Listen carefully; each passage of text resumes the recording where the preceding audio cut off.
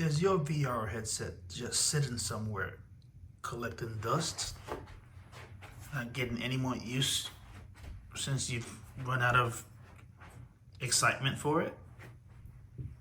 Well, maybe it's time to get into sim racing. Let's get into it.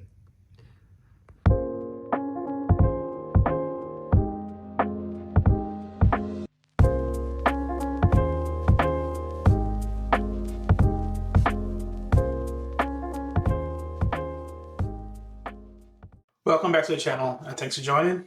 So Automoblista 2 is a great simulation game to get into. I actually just recently got into it myself and it's a lot of fun. Now there are some quirks to the game, but that's what this video is about.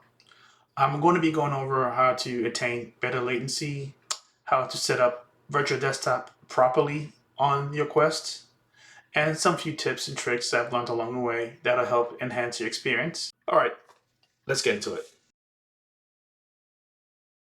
The hierarchy for gaming and virtual gaming is number one, latency is king.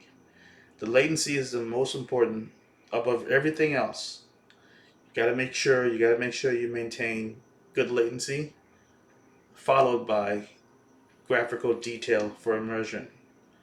So what I like to do first is to make sure that your latency is low, which is the reason why I'm recommending you guys, everybody, get you a Wi-Fi 6E router first. That would alleviate or at least take care of 80%, maybe even 90% of the frame drops, performance issues you would get playing a game like Automoblista 2 on VR on a Quest 3. It doesn't matter if you have a 4090. If you have a 4090 and you're playing on a Wi-Fi 6 or Wi-Fi 5 router, you would still get bad latencies, and there's nothing you can do with the graphics that's going to change that. So, given the choice between a 4090 graphics card and a Wi-Fi 6 router, I would pick a Wi-Fi 6 router over the 4090 graphics card because, like I've stated, latency comes king in virtual reality. Everything else comes secondary. So make sure you take care of your latency issues first, then you can worry about the graphics detail. Again, please go on the channel and look for the video I did called Quest 3 Virtual Desktop Ultimate Tutorial and Setup to go over the details on how to set up your wireless network with the Quest 3 on virtual desktop. It's a little bit more detailed than the description I'm going to give now. Right now, I'm just going to go over the basic detail on what to check for on your wireless 6 router. So after you figured out what IP address your router is using, and again, you have to make sure that your router is set to access point and not a router on the wireless 6E router. You want to make sure that the router is set to access point mode and not wireless router, and it is plugged up into your network.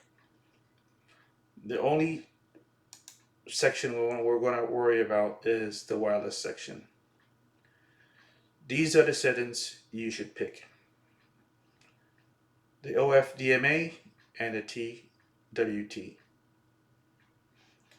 Please copy these settings and use them as I have them marked. Also, make sure you turn off the 5G gigahertz. We're only going to be using a 6G gigahertz frequency on this router. If you have a 4090 or 4080, then you could pretty much start medium on all the settings in here and just move to ultra and high on a few selections, and you should be good to retain 90 frames per second across the board, no problems. Anything less than a 4080 and below, that's where you begin to start to tussle between turning down some of these details from medium to low, or maybe even turning some of them off if you want to keep your latency low at 90 frames per second. Let's talk graphics and details. So normally, resolution shouldn't really be a problem we focus on in the virtual reality game for the monitor, right? Because you're going to be playing the game in a headset. And so what happens on the monitor doesn't really matter. Um, but because we're trying to preserve as much power on the graphics card for other important things we will discuss later, we want to conserve as much power as possible. We don't want the graphics card rendering to a monitor that no one's watching. And so it's the reason why I typically would recommend running the resolution as low as you can. 1080p is probably okay to run at 99 hertz or maybe 100 hertz. So that's where I like to start. Set the resolution for the monitor as low as you can because it doesn't really matter as much, but it is still using some power from the graphics cards to render to the screen while it streams to your VR headset as well. So we are just trying to conserve a little bit of juice on the graphics card. For the Windows mode, full screen is what I would pick, and that usually is good enough. The texture resolution, which is one of the more important options in the game, is set to high.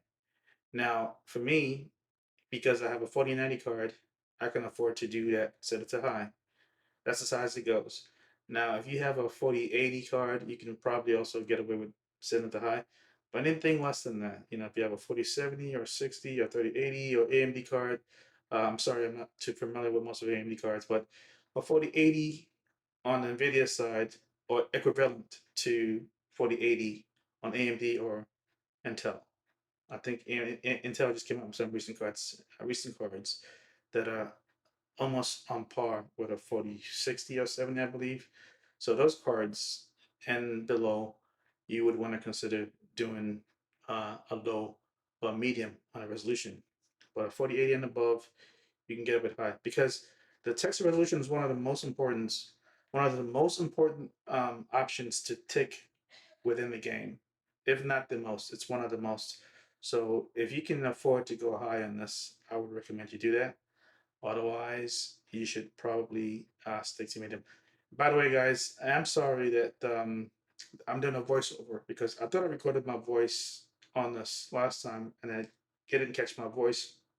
So I'm actually having to do a voiceover, a recording I had done previously. And so sometimes, or a lot of times, maybe what you're seeing on the screen won't match up with what I'm actually saying. The reason is because I'm doing a voiceover. And so please bear with me. Okay. So the texture filtering is set to 16x, and this is not as taxing. So I think everyone can get away with 16x on this. So that's fine. 16x is okay. The vertical sync should be no because we're not, again, playing on a monitor. We're playing on a VR headset. So this doesn't apply. So please set this to no. Render frames ahead. I have mine set to 2. If you have it set to 1, that's okay.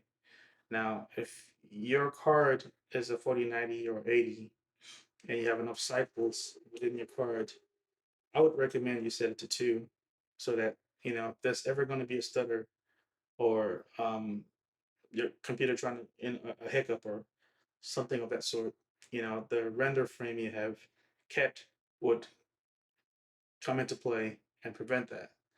Otherwise, if you don't have the graphical option to do so, then leave it at 1.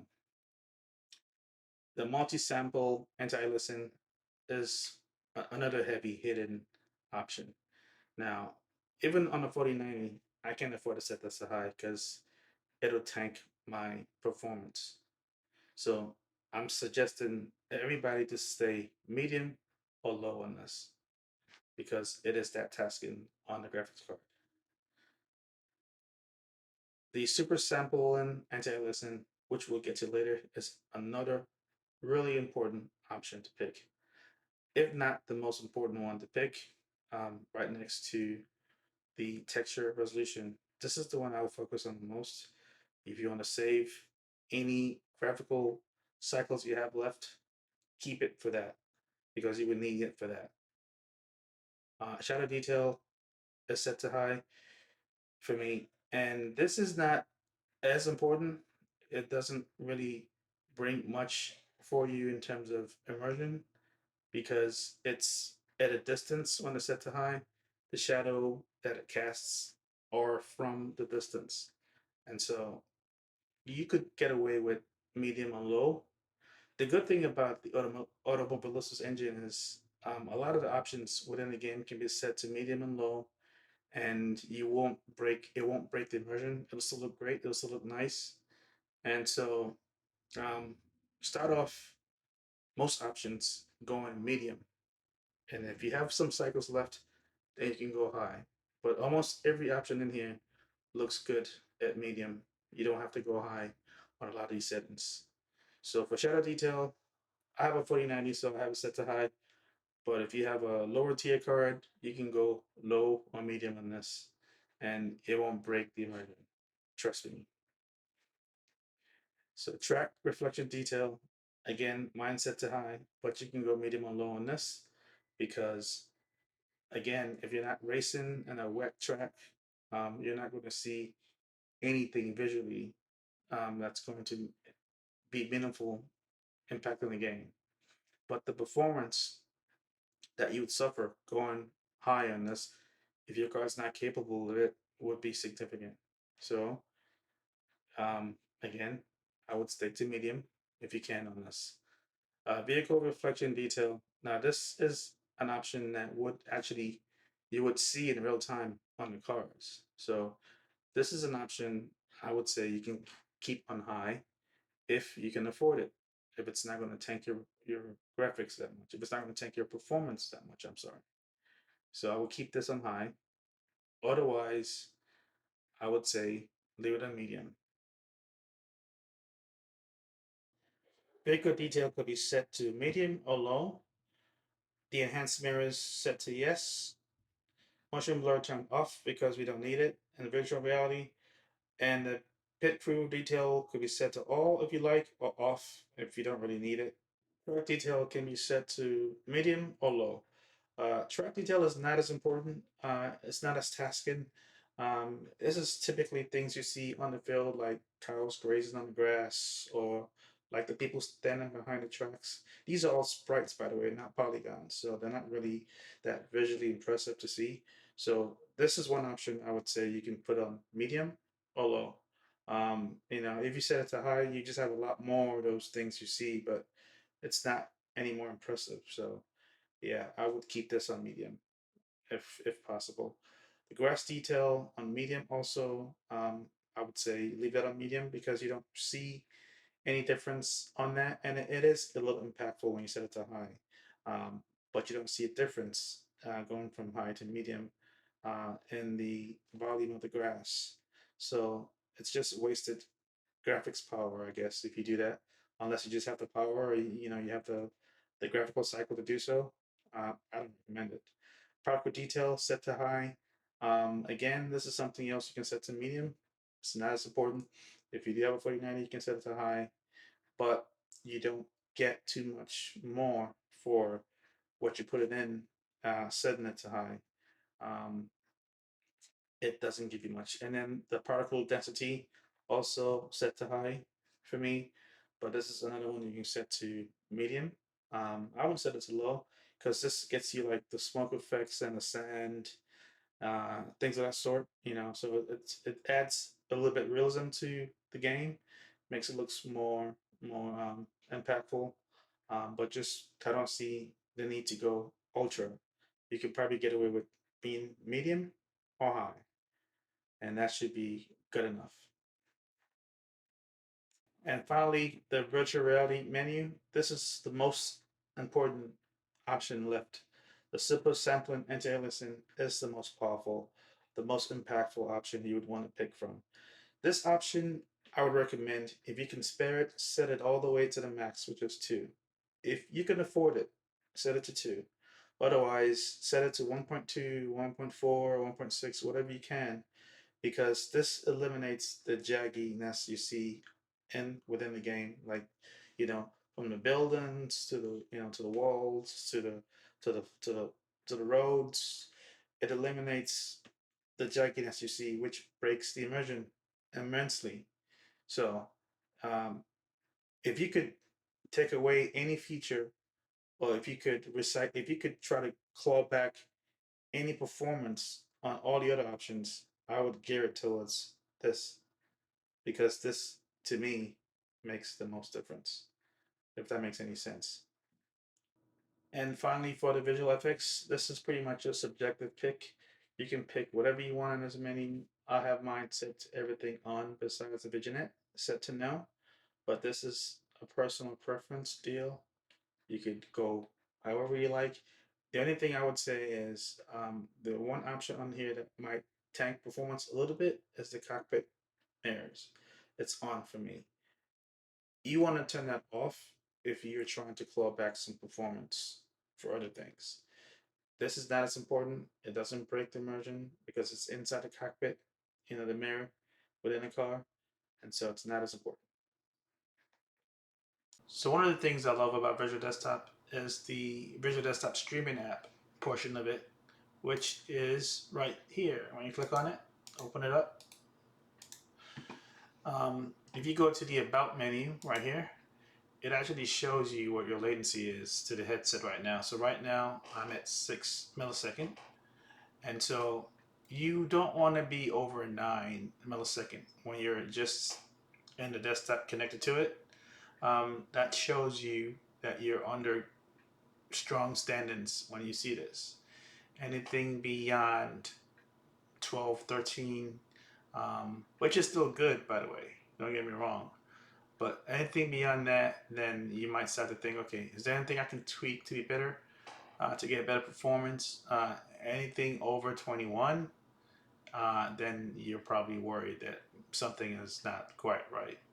So for me right now, I have it at 6, but when I actually am playing a game, I've noticed this go up to about 20. But this is just some quick thing you can look at real quickly once you set everything up, once you set up your router, um, and everything's connected. You can launch this up and just take a quick look and see what it says. Right here, just right click on it, settings, and go to the About menu, and it'll show you right there what your latency is. And like I said, you want to be 6, 7, 8, 9, somewhere in that range, to know that you're ready. All right. And a quick recap, guys. You guys are to choose the preferred codec H.264 plus. That's what enables the 500 megabits per second. And also, you want to make sure that you are on check-in automatically adjust bitrate. Leave it off, and everything else is not as important. Oh, one last thing, really important, is you want to make sure you check show performance overlay, which is in your streaming options in the headset.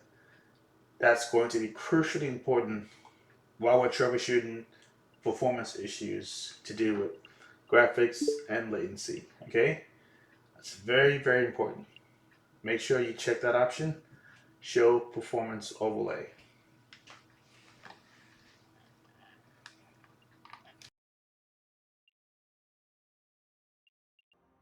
So guys, I'm doing my first run through test with the virtual desktop overlay, performance overlay turned on, so you guys can see actual frame rates, latency information on the screen.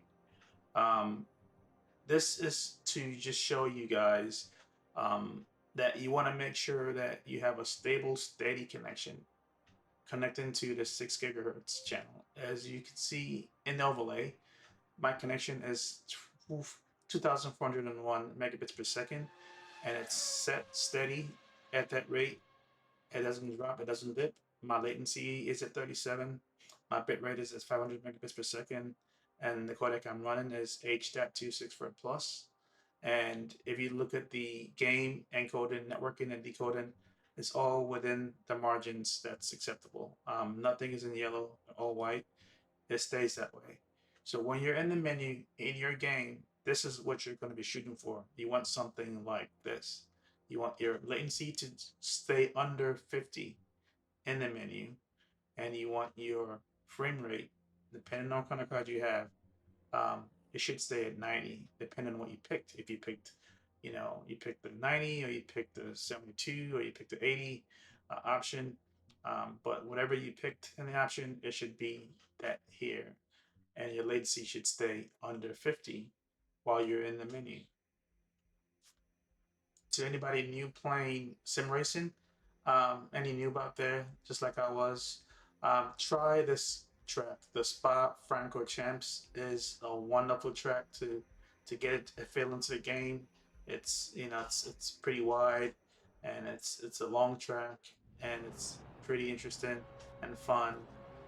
So yeah, it's a DLC you have to buy, but I'm telling you guys, it's well worth it. It's a lot of fun. So go ahead and try that track out, and I'm having lots of fun with it. As you can see, the game started. My latency is at 59 right now, and it still hasn't gone over 60. It tends to get better as the race goes further on. But yeah, I just want to make sure that the first couple of minutes you play the game, you just keep an eye on your performance tab, make sure everything looks good. It doesn't go over 60. It shouldn't go over 60 if you're running a Wi-Fi 6E router and everything is set up properly. You should be looking good, as mine is already at 48 right now. And so this should be your first test. If everything looks good, then you can turn the overlay off and start enjoying the game, because by then you would have established everything will work fine.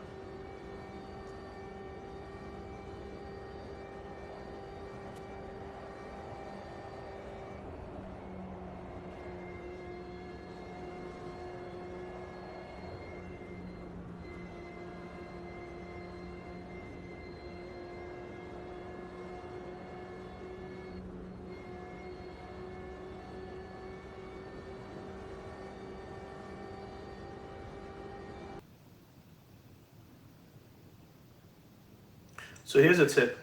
Right when you launch the game, right before the game starts, make sure you're facing the wheel directly. Otherwise, if you're facing left or right, once the game starts, the orientation would be geared towards what you were facing. So make sure you're facing straight ahead of the monitor, or your wheel, essentially, so that the screen appears directly in front of you. When you're playing in VR, things get really finicky, so you have to try to, um, alleviate most of these problems that can arise, especially in Automoblista 2. Another thing with this particular game is it doesn't have good menu support. So, like what I have a Morse wheel, and I can control the menus with the directional pad on the wheel stick. So you have to enable the visual check, or you need to have a controller with you to play the game, which is what I have here. Gotta have a controller. Okay, I'm gonna try not to speak so much while I drive and just focus on my driving. I'll do a voiceover later just to make some comments on some things I'm noticing, or things to keep in mind. So here's another suggestion, guys. If you guys can get a direct wheel drive, I promise you guys, you would not regret it. It absolutely makes all the difference. Coming from someone who had the Logitech G923, which had, decent feedback for a wheel drive. Once you guys go to a direct wheel drive, it makes the experience that much more interesting and fun. And I started to feel things I didn't even know was in the game, coming from the Logitech that I never felt, and it just makes the experience so much better. Guys, trust me. If you can get the direct wheel drive, I'm currently using the Moza R5, and for me, that's more than enough. I know it's only 5.5 newton meters, and they have the 9 and the 12 and the 21. And if you can slowly build up into it, you start with the 5. I think that's all I'm ever going to need. I don't think I need a 9. The 5 works pretty good for me. But yeah, if you guys could get into that and purchase that, it'll make the experience so much better. Um, and you guys are going to love it. Uh-oh.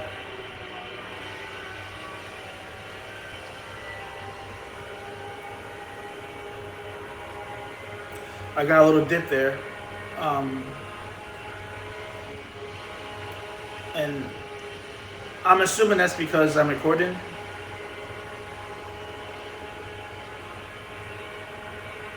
Right now my latency is, oops, crap, oh no! Oh no! Alright, I just keep going. This is another good thing to check, I guess. In the middle of chaos like this, you want to check your performance. So I have the virtual desktop performance overlay in front of me. I can see right then in the middle of that chaos, my latency and my frame rate stayed steady. So that's good. That's another good indicator that you're good. So if you ever have, a sudden chaos like that while you're testing your performance, while you have this overlay on, always take advantage of that. Look to see where you're at. See what you have on the menu. That'll tell you exactly what type of headroom you have in terms of performance, latency.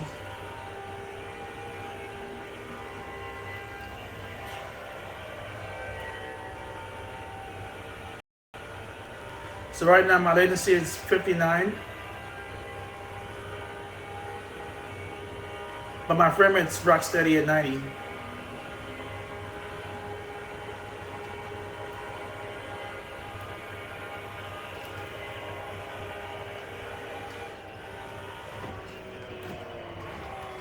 Oh, that was not good. It's a good thing I have my damage turned off. Just for testing.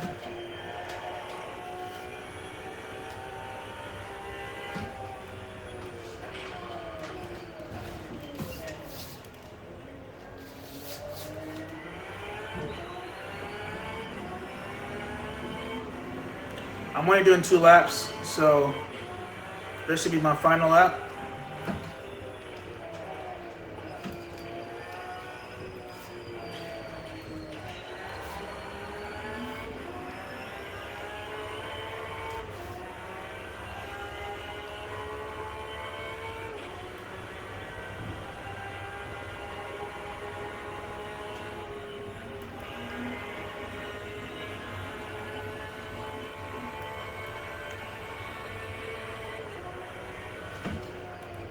You get out of my way, come on. Oh man, that was not good. Oh crap. This is not good.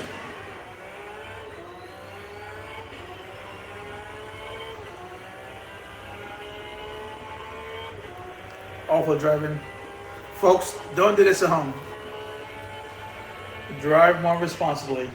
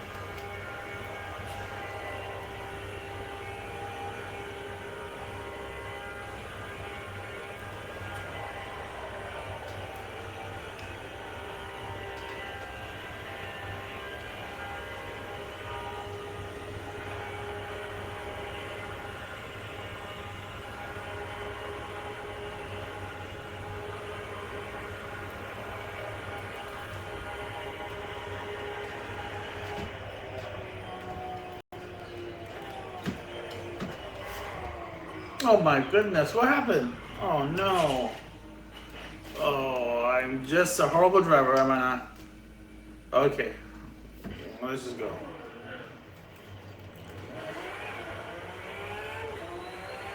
Horrible.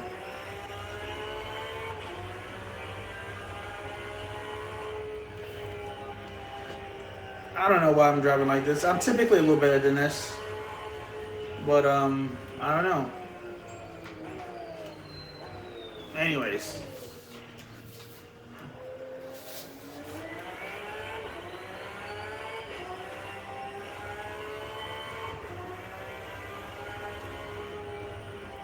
that's it.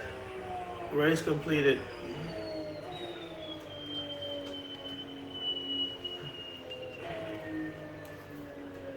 All right, folks. I guess that's the last round.